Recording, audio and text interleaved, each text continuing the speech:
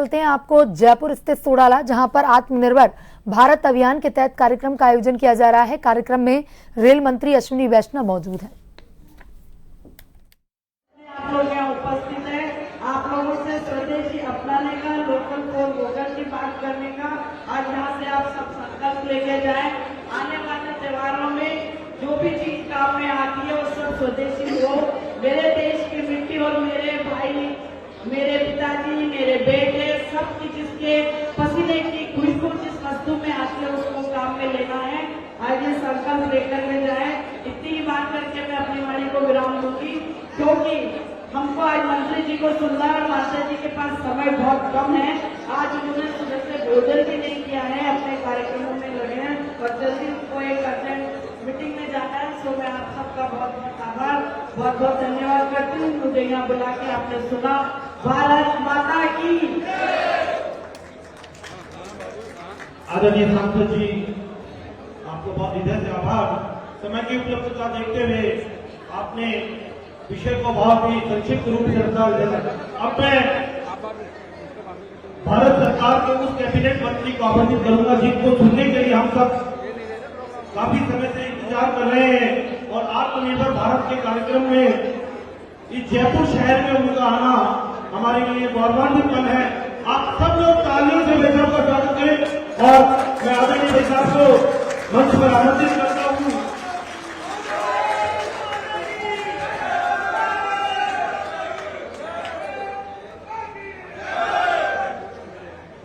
आज इतनी बड़ी संख्या में उपस्थित होकर आप सबने जो भारत को आत्मनिर्भर बनाने का संकल्प लिया है, सबसे पहले आप सबका अभिनंदन, आप सबका अभिवादन। जयपुर की बहुत ही पवित्र और वीरों की भूमि, आप सबने स्नेह दिया, आशीर्वाद दिया और इस कार्यकर्ता को अपना भाई मानकर अपनाया, इसके लिए आपका धन्यवाद। साथियों, हमारे इस मंच पर बड़े बड़े नेता विराजमान हैं। मैं सम्मानित मंच कहकर सबको सम्मानित मंच कहकर प्रणाम करता हूं और जो सभी कार्यकर्ता बंधु और बहनें यहाँ पर उपस्थित हैं, आप सबको मैं बहुत बहुत नमस्कार, अपना बहुत बहुत अभिवादन करता हूं। आज हम यहाँ पर हमारे देश को, भारत को आत्मनिर्भर भारत बनाने का संकल्प लेने के लिए इकट्ठे हुए। हम सब जानते हैं 2000 वर्षों तक जब से समय की कल्पना शुरू हुई, जब से इतिहास लिखा जाने लगा, तब से लेके 18वीं शताब्दी तक भारत दुनिया की सबसे बड़ी आर्थिक ताकत रहा है। 2000 वर्षों 2000 वर्षों के बाद में एक समय ऐसा आया 250-300 सालों का जिसमें भारत की परिस्थिति कमजोर हुई। हम सब जानते हैं क्यों कमजोर हुई। हमें गुलामी के कालखंड से निकले। उस गुलामी के कालखंड में हमें अपने स्वधर्म को, अपनी संस्कृति को, अपने कार्य पद्धति को, अपने उद्योगों को, अपने हाथों की इस ताकत को गुलामी के मानसिकता के कारण एक विस्मरण कर दिया गया है। लेकिन वो समय निकल चुका है। 1947 में आजादी के बाद में भी, अंग्रेजों से आजादी के बाद में भी मानसिकता बदली नहीं थी। मानसिकता हमारी वैसी ही चली आ रही, लेकिन अब वो समय बदला जब 2014 में भारत का नेतृत्व प्रधानमंत्री श्री नरेंद्र मोदी जी ने संभाला। उन्होंने बड़ा एक निर्णय लिया कि हमें इस गुलामी की मानसिकता से बाहर आना है और हमारी जो ताकत है, हमारा जो आत्मविश्वास है, जो 2000 वर्षों पुरानी आर्थिक शक्ति है, उस आर्थिक शक्ति को फिर से जागरूक करना है और 2047 तक भारत को विकसित भारत बनाना है।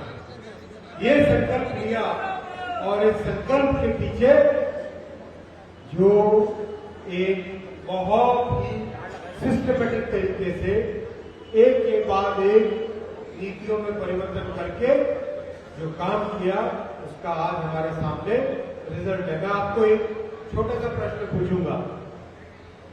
2004 में श्रद्धेय अटल जी ने देश की जिम्मेदारी कांग्रेस की सरकार को सौंपी। 2004 मैं श्रद्धेय अटल जी का सचिव था, उनके साथ काम करने का सौभाग्य मिला, उनकी सेवा करने का सौभाग्य मिला। 2004 में भारत को अगर आर्थिक शक्ति की गिनती में तोला जाए तो किस पायदान में था भारत? 2004 में कौन से स्थान पे था? 2004 में था 10वें स्थान पे। कौन से स्थान पे था? 10वें स्थान। 2004 से 2014 कांग्रेस की सरकार रही। बड़े बड़े अर्थनैतिक विद्वान थे उसमें। 2004 से 14 में 10वें स्थान से कहीं तो ऊपर जाना चाहिए था। 10 साल का पीरियड 8वें पे तो आना चाहिए था, 7वें पे तो आना चाहिए था, नहीं। 2004 से 2014 तक 10वें स्थान से वही 10वें स्थान पे रहे। जो 10वें स्थान पे 2004 में श्रद्धेय अटल जी ने अपनी जिम्मेदारी कांग्रेस सरकार को सौंपी थी, उसी 10वें स्थान पे, यानी कांग्रेस के वो 10 वर्ष, यूपीए सरकार के 10 वर्ष जो भ्रष्टाचार में एक तरीके से पूरे वो 10 वर्ष देश के वेस्ट हो गए। 2014 में देश ने अगड़ाई ली, नेतृत्व बदला, एक सशक्त नेतृत्व दिया, एक विजनरी नेतृत्व दिया, परिस्थितियां बदली। पहले 10वें से 9वें स्थान पे आए, फिर 8वें पे आए।